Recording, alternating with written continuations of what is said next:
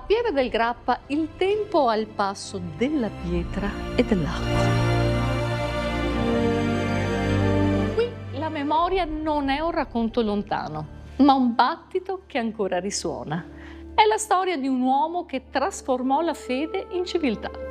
Monsignor Giobatta Sartori Canova, fratello del grande Antonio, ma prima di tutto architetto dell'anima e della comunità.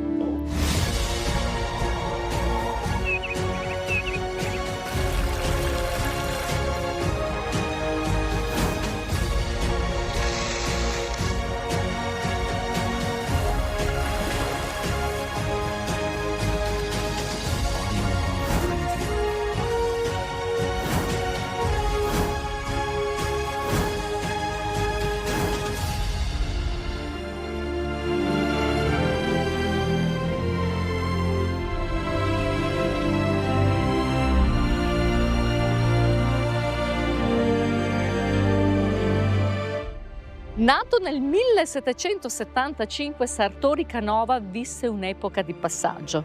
Mentre l'Europa cambiava volto, lui costruiva ponti, strade e luoghi di incontro. Credeva che la bellezza non fosse un privilegio, ma un dovere morale. Un prete, un umanista, un costruttore di comunità.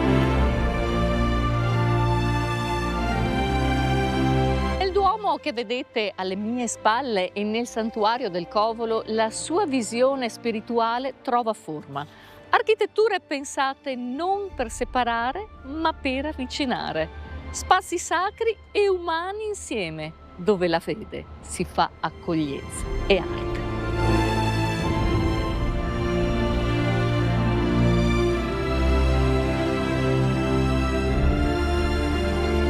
Monsignor Giobatta Sartori Canova è un uomo che seppe vedere lontano, unire le persone, creare il bene comune.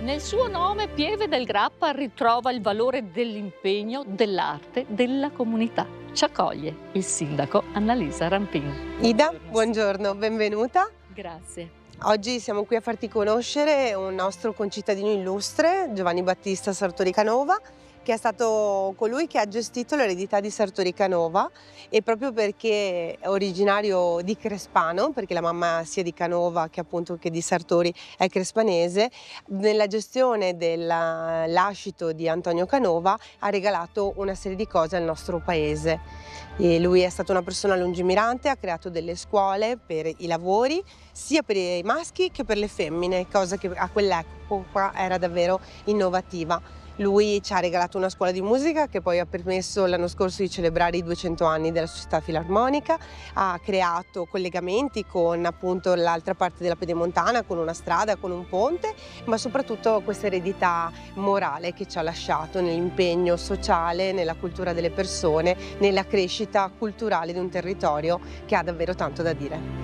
A 250 anni dalla sua nascita, grandi sono i preparativi e gli eventi in virtù di tanta fama. Certo, era doveroso riconoscergli almeno una mostra che poi visiteremo, una mostra che consente a tutti di conoscere quanto è stato importante il suo passato qui a Crespano, il suo lascito, non solo dovuto appunto a Canova, ma soprattutto l'eredità materiale ma morale che vogliamo trasmettere ai nostri giovani. Allora entriamo e portiamola nelle case dei nostri telespettatori.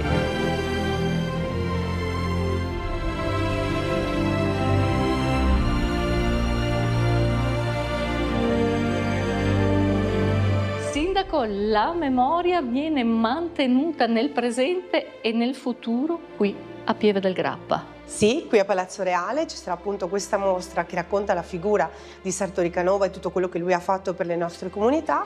È una mostra aperta tutti i giorni, compresi anche sabato e domenica, fino a marzo, intervallata da una serie di convegni e conferenze che approfondiranno i vari temi che la vita di Sartori Canova ci ha posto in essere. La mostra si sviluppa in 3 grandi sale e ci racconta la vita di questo grande personaggio, la dottoressa Loretta Genovese. Buongiorno dottoressa. Buongiorno. Monsignor Sartori Canova nasce qua a Crespano ed è un fratello uterino del più famoso Antonio Canova.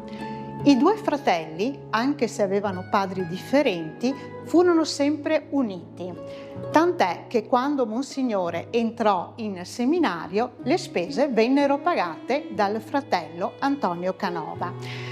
E non direttamente, ma attraverso degli amici, questo per far sì che la madre, Angela Azzardo, non si preoccupasse più di tanto. La madre Angela Azzardo, diciamo, era una donna che li ha cresciuti attraverso varie traversie, ma era una donna che è sempre rimasta legata ad entrambi i figli, anche se avuti da due mariti differenti. Tante sono le cose da vedere e da conoscere in questa bellissima mostra degno di nota, il Santuario del Covero, come del resto l'altro edificio sacro, il Duomo.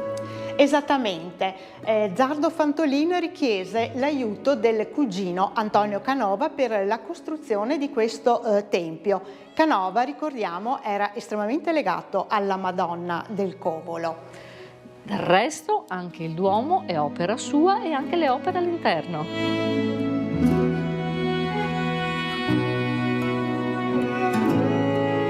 Uno dei più costosi e impegnativi progetti di Monsignor Canova fu quello di migliorare le vie di comunicazione che univano Bassano alla Pedemontana. Esattamente, sua fu l'idea del ponte sopra il cosiddetto Salto, che avrebbe risparmiato moltissima strada a coloro che da Bassano andavano verso Possagno per poter visitare le bellezze canoviane.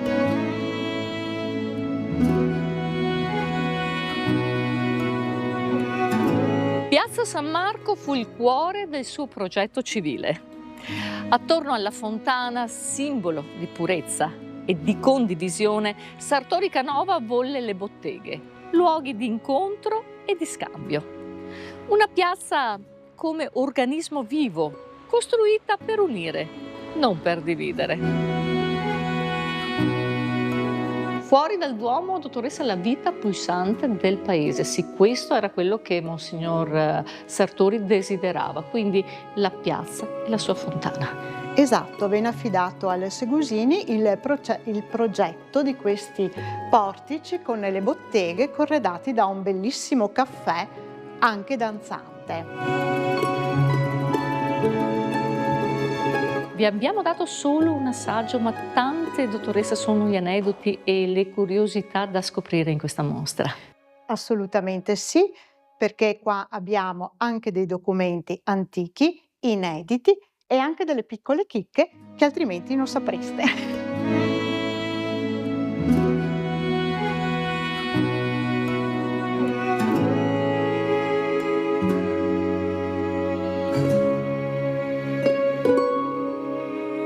Cuore del paese e della comunità, questa piazza, queste botteghe, tutte da raccontare dal professor Federico Piscopo. Buongiorno professore. Buongiorno. Questo è il centro più importante che ricorda ciò che l'abate Sartori Canova, Monsignor Sartori Canova, vescovo di Mindo, ha lasciato alla comunità. Prima di lui qui non c'era una piazza realmente considerata con questo nome. È stato lui a voler circoscrivere quest'area, partendo ovviamente dalla chiesa parrocchiale, e creare la fontana, le botteghe che vedete qui alle mie spalle, il caffè Canova, e poi all'interno della chiesa parrocchiale abbellire con gli affreschi, il ciclo di affreschi del Demin e soprattutto uno dei regali più importanti fatti ai Caspanesi, che è la Pietà di Canova. Un ciclo di affreschi, sì, una ventina di affreschi che noi adesso portiamo subito alla vostra attenzione.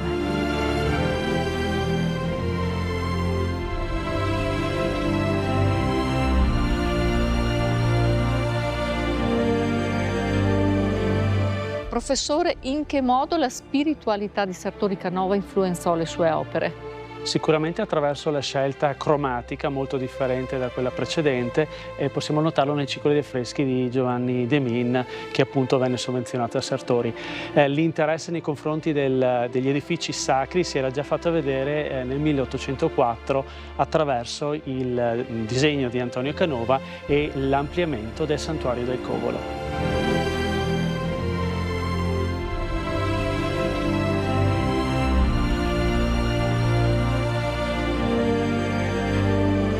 Arrivare qui ci volevano le infrastrutture che però a quel tempo, professore, non c'erano. Esatto, si occupò di questo anche ancora una volta il Monsignor Sartori Canova attraverso la strada Molinetto per collegare Bassano fino a Possagno, al nascente tempio, alla nascente gipsoteca. Ci volle non solo la strada ma anche un nuovo ponte.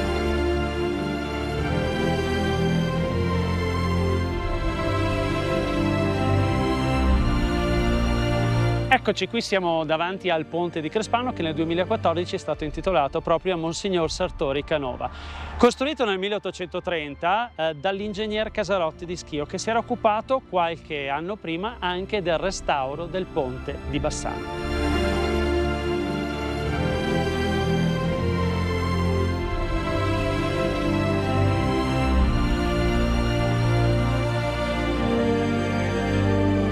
A 250 anni dalla sua nascita, la luce di Monsignor Giobatta Sartori Canova continua a guidare i passi del presente, perché ciò che è costruito con amore non conosce fine.